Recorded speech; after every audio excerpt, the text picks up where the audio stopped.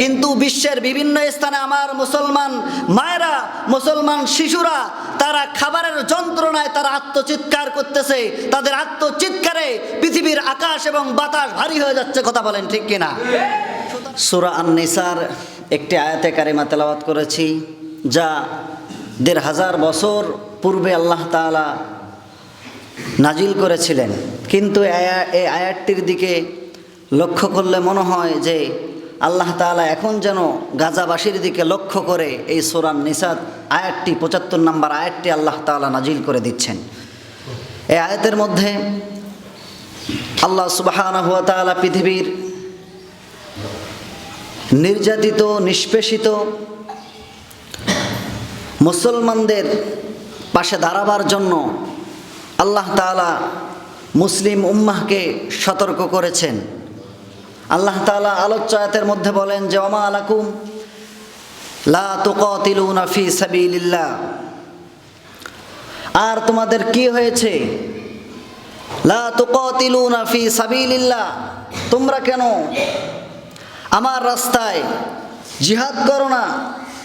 আমার রাস্তায় তোমরা যুদ্ধের জন্য কেন প্রস্তুতি নিচ্ছ না? ওয়াল মুস্তাদআফিনা মিনার রিজাল ওয়ান নিসাই ওয়াল উইলদান, যেখানে অসংখ্য পুরুষ, মাজলুম নারী, অসহায় শিশু যারা চিৎকার করে বলতেছে যে রব্বানা, হে আমাদের রব, আখরিজনা মিন হাদিহিল ক্বরিয়াতি যালিমু আহলুহা, হে আমাদের রব, আমাদেরকে এই জনপদ থেকে আপনি বের করুন, এই জালিমদের নির্যাতন থেকে আপনি আমাদেরকে, এই গ্রাম থেকে, আমাদের এই ভূমির থেকে আপনি আমাদেরকে বের করুন, আমরা এদের জুলুম অত্যাচারে নিষ্পেষিত হয়ে যাচ্ছি। অথবা ওয়াজআল লানা মিন লাদুনকা ওয়ালিয়্যা, আপনার পক্ষ থেকে একজন সাহায্যকারী, আপনার পক্ষ থেকে আমাদের জন্য একজন বন্ধু ওলি আপনি প্রেরণ করুন। অথবা ওয়াজআল লানা মিন লাদুনকা নাসীরা, আপনার পক্ষ থেকে আপনি একজন সাহায্যকারী আমাদের জন্য প্রেরণ করুন।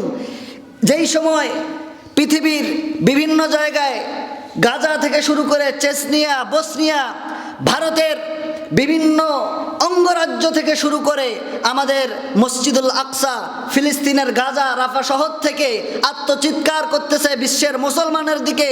তারা তাকিয়ে আছে, কিন্তু বিশ্বের ২০০ কোটি মুসলমান তারা মুখে কুলু পেটে মুখ বন্ধ করে আছে। কথা বলেন ঠিক কিনা? আল্লাহ তাআলা সেই সব মুসলমানদের দিকে লক্ষ্য করে বলেন যে তোমরা কেন জিহাদের জন্য প্রস্তুতি নিচ্ছ না? মুসলমানরা হচ্ছে কা জাসাদিল ওয়াহিদ, ফিলিস্তিনের মুসলমানের সঙ্গে আমাদের কোনো রক্তের সম্পর্ক নাই। কথা বলেন ঠিক কিনা? আমাদের সম্পর্ক হচ্ছে আমাদের ইমানি সম্পর্ক। পৃথিবীর মধ্যে সমস্ত সম্পর্ক বিচ্ছিন্ন হতে পারে, ইমানি সম্পর্ক মুসলমানদের কখনো বিচ্ছিন্ন হতে পারে না। কথা বলেন ঠিক কিনা? আল্লাহ তাআলা এই আয়াতে সেই কথাই বলেছেন যে কেন তোমরা তাদেরকে সাহায্য করতেছো না? যেই সময় আমরা ঈদের আনন্দ নিয়ে ব্যস্ত ছিলাম, সেই সময় গাজাবাসীরা তাদের নিষ্পাপ সন্তানদেরকে নিয়ে, তারা শহীদ সন্তানদেরকে নিয়ে তারা আর্তনাদ করতে তারা ব্যস্ত ছিল।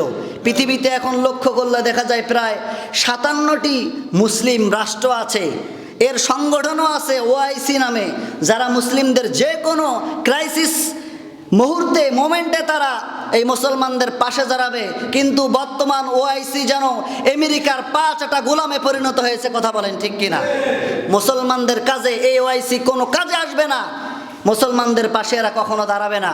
আমরা পৃথিবীর বিভিন্ন মিডল ইস্টের যে আরব রাষ্ট্রগুলো, এই রাষ্ট্রগুলোর দিকে আমরা লক্ষ্য করলে দেখতে পাই তারা খাবারের প্লেট এমনভাবে নেয়, একটা বড় বড় দুম্বা, একটা বড় বড় উট, একটা বড় বড় ছাগল নিয়ে তারা ৫-৭ জন খেয়ে বাকি খাবারগুলো তারা ডাস্টবিনের মধ্যে নিক্ষেপ করে। কথা বলেন ঠিক কিনা?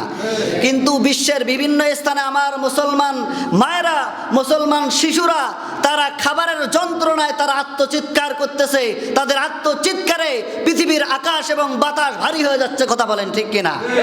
সুতরাং আমরা বলতে পারি পৃথিবীতে নামধারী ২০০ কোটি মুসলমান থাকতে পারে, কিন্তু প্রকৃত মুসলমান পৃথিবীর মধ্যে খুঁজে পাওয়া যায় না। কথা বলেন ঠিক কিনা? আজকে আমরা কি দেখতে পাচ্ছি? রাসূলুল্লাহর হাদিস থেকে আমরা জানতে পারি যে পৃথিবীতে এমন একটি সময় আসবে, যেই সময় প্লেটের মধ্যে যেইভাবে চতুর্পাশ থেকে খাবার তারা লুটে পুটে নেয়, মুসলমানদেরকে এইভাবে পৃথিবীর কাফের মুশরিকরা চতুর্পাশ থেকে তারা আক্রমণ করবে।